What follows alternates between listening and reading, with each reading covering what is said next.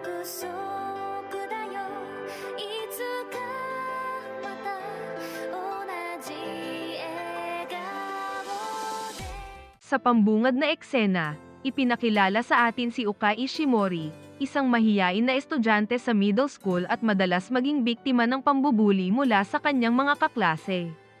Isang araw, pauwi na siya at nag-iisip kung aling high school ang papasukan pagkatapos niyang makapagtapos ng middle school. Sa panahong ito, isa sa mga nagpapahirap sa kanya na nagngangalang Remy ang nagtulak sa kanya. Pagkatapos ay kinukutya niya ang desisyon ni Ishimori na pumasok sa isang hindi sikat na high school na puno ng mga talunan. Pagkaraan ng araw na iyon, ang mga gamit ni Ishimori ay muling itinapon ng mga bully sa basurahan. Sa kanyang natitirang mga araw sa middle school, siya ay walang katapusang nagdurusa. Hindi siya nagkaroon ng lakas ng loob na lumaban. Pagtuntong ni Ishimori sa high school, ipinakita sa eksena si Kai, isang gwapong estudyante na laging may dalang bote ng lemon soda. Ang kanyang katanyagan ay nagdudulot ng inggit sa ibang mga estudyante, at isa sa kanila ang nagtangkang hamakin siya. Gayunpaman, tumugon si Kai sa pamamagitan ng pagwiwisik ng lemon soda. Sa kasamaang palad, sa pagganti ni Kai ay nagkataong dumaan si Ishimori at dahil dito ay tuluyang nabasa ng mabulang inumin. Bagamat malinaw na siya ay galit at napahiya, si Ishimori ay natatakot sa komprontasyon kaya agad siyang humingi ng tawad at tumakbo palayo. Naguluhan naman si Kai nang biglang humingi ng tawad sa kanya si Ishimori. Isang araw, nakita niya si Ishimori na walang humpay na binubuli ng ibang mga estudyante. Nang makita siya sa gayong pagkabalisa, sadyang kinausap niya ito at sinubukang hikayatin na magkaroon ng lakas ng loob na manindigan sa mga nambubuli sa kanya. Binigyang diin niya na okay lang na humingi ng tulong sa iba kung pakiramdam niya ay wala siyang lakas ng loob, ngunit nananatiling tahimik si Ishimori at mahigpit na hinawakan ang sariling kamay, sinusubukang pigilan ang kanyang emosyon. Tila nag-aalangan siyang isangkot ang sinuman sa kanyang mga personal na issue, at kahit na ikumpara ang sarili sa isang bato na nagpapahiwatig na siya ay manhid at hindi matinag.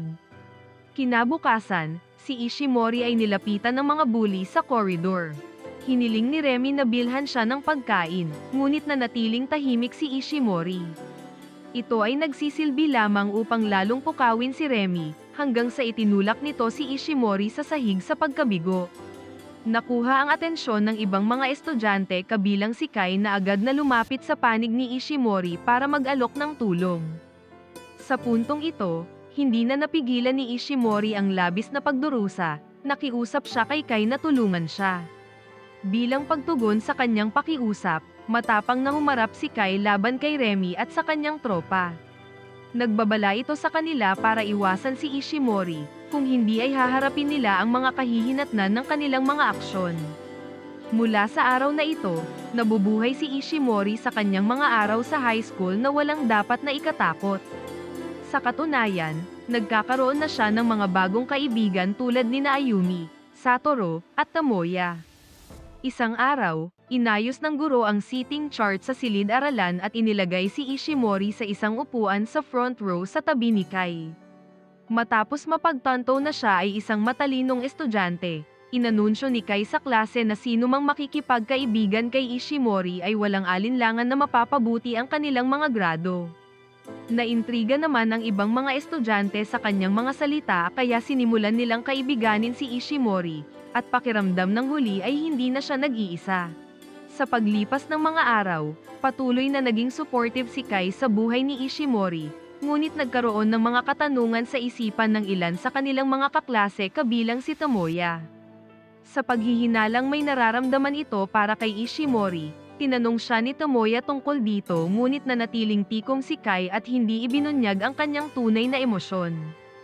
Isang hapon, inanyayahan ni Kai si Ishimori na mag-aral kasama niya at ng kanyang mga kaibigan sa isang cafe. Umaasa silang matutulungan silang mag-aral ng mabisa para sa kanilang paparating na pagsusulit. Ngunit nang magsisimula na sila, nagambala sila sa pagdating ng ex-girlfriend ni Kai na si Serena kasama ang dalawang kaibigan. Sa kabila ng past relationship ni Kai at Serena, mukhang maayos naman ang kanilang pag-uusap. Gayunpaman, sinimulang kutsain ng mga kaibigan ni Serena si Ishimori sa paniniwalang hindi siya karapat-dapat na umupo sa tabi ni Kai. Ikinagalit ito ni Serena at binuhusan ng tubig ang kanyang kaibigan para pigilan ito sa pangungutya. Humingi din siya ng paumanhin kay Ishimori sa ngalan ng kanyang kaibigan bago umalis. Kinabukasan sa paaralan, kinumpronta si Serena ng kanyang dalawang kaibigan at sinabihan siyang humingi ng tawad sa kanyang inasal. Ngunit si Serena ay tumangging humingi ng tawad dahil sa tingin niya ay wala naman siyang kasalanan. Nagagalit ito sa kanyang mga kaibigan at naghahanda ang isa sa kanila para sampalin siya. Ngunit sa sandaling iyon, namagitan si Ishimori. Dumating din doon si Kai para alalayan sila kaya napaatras ang mga kaibigan ni Serena. Dahil sa pangyayaring ito ay nalaman ni Ishimori ang ugnayan sa pagitan ni Kai at Serena, at napagtanto niya na nagmamalasakit pa rin ito sa kanya sa kabila ng kanilang paghihiwalay. Dahil sa realisasyon, na-insecure si Ishimori dahil pakiramdam niya ay mababa siya kay Serena na maganda at matatag. Nang maglaon, nakipag-usap si Ishimori kay Serena kung saan nalaman niya ang tungkol sa unang pagkikita nila ni Kai. Natuklasan niya na si Serena ay madalas na binubuli noon sa middle school, at doon na siya sinagip ni Kai. Buhat noon, umaasa na ito kay Kai para protektahan siya kahit alam niyang kailangan niya ng pagbabago dahil hindi naman siya dapat umaasa palagi sa iba para sa proteksyon. Lumabas na ito ang dahilan ng kanilang breakup. Ibinunyag din ni Serena na palaging kumikilos si Kai kapag nakikita niyang nangyayari ang kawalang katarungan sa kanyang harapan. Bagamat binanggit ni Serena na wala siyang anumang espesyal na relasyon kay Kai, si Ishimori ay may pag-aalinlangan at naniniwala na si Serena ay nagsisinungaling. Bilang resulta, sinimulan ni Ishimori na iwasan si Kai nang walang anumang paliwanag. Sa isang nakakabagdamdaming pangyayari, hinarap ni Kai si Ishimori sa isang festival, determinadong maunawaan kung bakit siya nito iniiwasan. Sa kabila ng pag-aatubili ni Ishimori na makipag-usap kay Kai, hinawakan ng binata ang kanyang mga kamay at sinabi na kahit na kumilos si Ishimori tulad ng isang bato, siya ay isang mahalagang batong hiyas sa kanyang mga mata. Naantig si Ishimori sa malalim na salitang ito at siya ay napaiyak. Dahil si Kai ay isang mapagmalasakit na tao ay muli siyang inaaliw hanggang sa tumahan ito sa pag-iyak. Ang sandaling ito ay humahantong sa pangunawa ni Ishimori na siya ay may nararamdaman para sa binata. Habang umuusad ang summer vacation, sina Kai, Ishimori at ang kanilang grupo ng mga kaibigan ay nagtungo sa dalampasigan para magsaya. Sa paglipas ng mga araw, nananatiling ganap na walang kamalay-malay si Ishimori sa lihim na buhay ni Kai. Lumalabas na si Kai ay nagtatrabaho sa gabi sa isang lokal na bar bilang isang bartender. Dahil wala siyang pamilyang maasahan, kailangan niyang magtrabaho para sa pang-araw-araw na pangangailangan. Sa kasamaang palad sa isang araw, dahil sa sobrang abala ay nagkasakit siya sa sobrang pagod.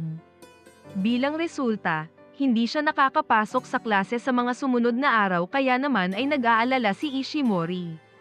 Dahil sa pagmamalasakit nito sa binata, hinanap niya ang address at pumunta sa kanyang apartment pagkatapos ng klase. Pagdating sa kanyang pintuan, pinindot ni Ishimori ang doorbell at pagbukas ni Kai ay agad na bumagsak sa kanya dahil sa mataas na lagnat. Mabilis na kumilos si Ishimori at dinala ito sa loob. Ipinaranas niya ang lubos na pangangalaga at atensyon para kay Kai. Habang naghahanda ng pagkain para sa kanya ay nagtanong si Ishimori tungkol sa mga magulang ni Kai, at sinabi ng huli na nakatira sila sa ibang bansa. Matapos malaman ito, hiningi niya ang kontak ni Kai upang sa tuwing kailangan nito ng tulong ay naroon siya.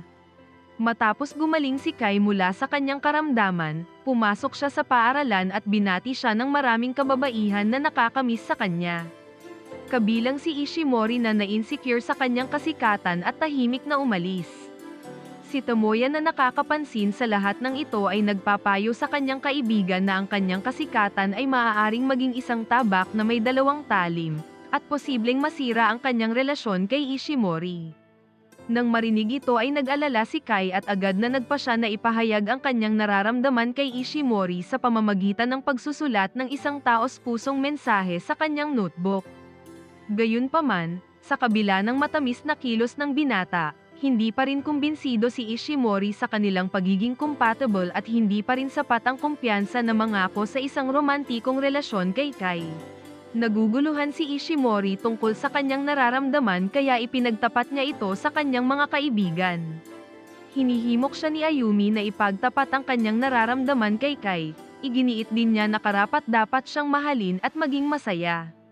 Dahil sa mga payo ng kaibigan, naglakas loob si Ishimori na ipahayag ang kanyang pagmamahal para kay Kai.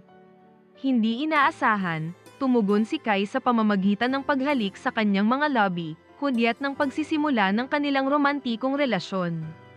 Habang hayagang ipinapakita nila ang kanilang pagmamahal sa isa't isa sa harap ng kanilang mga kamag-aral, naiinggit ang ibang mga babaeng estudyante at kinukwestiyon pa nga ng ilan ang kanilang pagkakatugma. Sa kabila ng mga sumasalungat, nananatiling tapat sina Ishimori at Kai sa isa't isa at patuloy na pinapatibay ang kanilang relasyon. Sa paglipas ng mga araw, mas lalong tumitibay ang samahan ng magkasintahan habang magkasama silang nag-aaral, bumisita sa kanilang mga paboritong lugar, at nagsisimula sa mga kapanapanabik na pakikipagsapalaran. Sa pagtatangkang alamin ang higit pa tungkol kay Kai, gumawa si Ishimori ng isang diary na may listahan ng mga itatanong sa kanya, at may layuning magtanong sa kanya ng isa bawat araw. Gayunpaman, biglang nag-iba ang kanyang kilos nang nabasa niya ang tanong tungkol sa pamilya. Nagiging malinaw na hindi siya komportable na pag-usapan ang tungkol sa kanyang pamilya sa sinuman, kahit pa sa taong mahal niya. Ang pag-aatubili na ito na buksan ang tungkol sa kanyang pamilya ay nagdudulot ng hindi pagkakaunawaan sa kanilang relasyon, nagdulot kay Kai na umatras at hindi tumutugon. Nagsimula din siyang dumistansya sa kanyang mga kaibigan. Nag-alala si Tomoya matapos makita ang pagbabago ng ugali ni Kai. Kaya naman ay lumapit siya kay Ishimori pagkatapos ng klase para sabihin sa kanya ang tungkol sa part-time job ni Kai bilang bartender. Si Ishimori na nagtataka kung bakit itinatago ito ni Kai ay nagpasya na pumunta sa bar kung saan siya nagtatrabaho.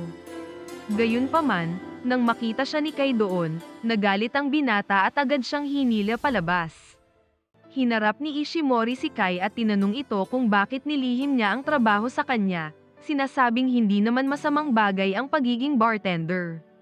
Gayunpaman ay may ibang pananaw si Kai, sa paniniwalang ang eksena sa bar ay kabilang sa maduming mundo kung saan sa tingin niya ay hindi naaangkop para kay Ishimori, sa kabila ng argumento ni Ishimori na may karapatan siyang malaman kung nasaan si Kai saan man sa mundo.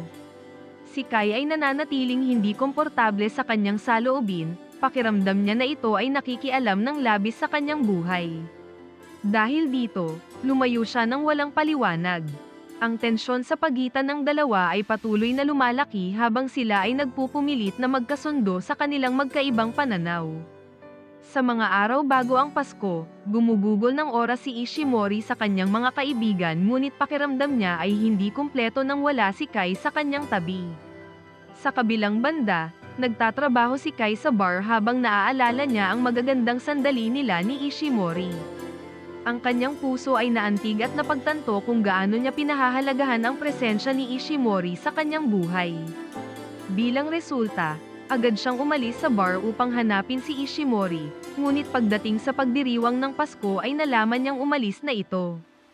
Humingi ng paumanhin si Kai sa kanyang mga kaibigan sa kanyang pag-uugali at sa paglilihim ng kanyang personal na buhay sa kanila. Pinatawad naman siya ng kanyang mga kaibigan at binigay sa kanya ang impormasyon tungkol sa kinaroroonan ni Ishimori. Nagkataon namang ito ang lokasyon kung saan sila unang nagkita. Agad na hiniram ni Kai ang bisikleta ni Satoru at nagmamadaling pumunta sa lugar. Habang nasa daan ay naaalala niya ang kanilang masasayang sandali ni Ishimori.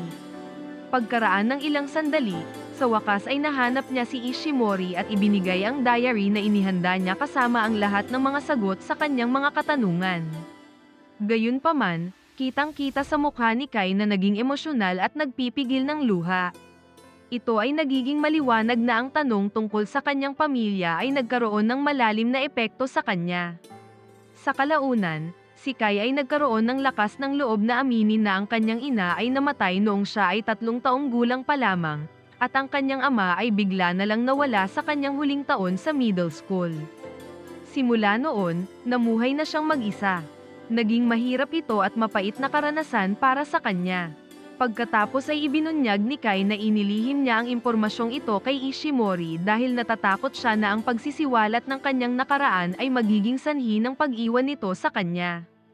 Gayunpaman, tumugon si Ishimori ng may habag at tiniyak sa kanya na lagi siyang nasa tabi niya, gaano man kahirap ang sitwasyon. Ang sandaling ito ay malalim na emosyonal na may mga luhang pumapatak sa kanilang mga mata. Ang eksena ay nagtatapos sa isang pag-asa habang ang magkasintahan ay muling nagsasama sa kaligayahan at sa wakas ay nagawang harapin ang mga hamon sa kanilang relasyon. Ano ang masasabi mo sa pelikulang ito? Mag-comment lang po sa ibaba, at kung nagustuhan mo ang video, mag-like at mag-subscribe para ma-notify kayo sa susunod nating upload. Maraming salamat!